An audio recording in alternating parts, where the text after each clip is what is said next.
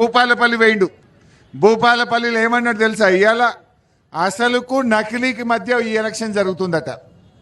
అసలోళ్లకు నకిలీయోనికి మధ్య ఎలక్షన్ జరుగుతుందన్నాడు. కరెక్టే రేవంత్ రెడ్డి.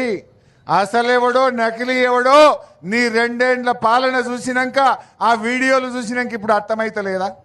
ఎవడు అసలో ఎవడు నకిలో అర్థమైతలేదా? కేసీఆర్ 2000 ఇస్తా అంటే ఇచ్చిండు, 10,000 రైతు బంధు అంటే ఇచ్చిండు, కళ్యాణ లక్ష్మి అంటే ఇచ్చిండు, కేసీఆర్ కిట్ అంటే ఇచ్చిండు, రైతు బీమా అంటే ఇచ్చిండు, మంచి నీళ్ళు ఇస్తా అంటే ఇచ్చి చూపించిండు. నువ్వు నకిలీ కానివి. నువ్వు ఏమన్నావు? తులం బంగారం అన్నావు, ఎగబెట్టినావు. 4,000 పింఛన్ అన్నావు, ఎగబెట్టినావు. మహిళలకు 2,500 అన్నావు, ఎగబెట్టినావు. ఎవడు అసలో ఎవడు నకిలో అర్థం కాలేదా ప్రజలకు?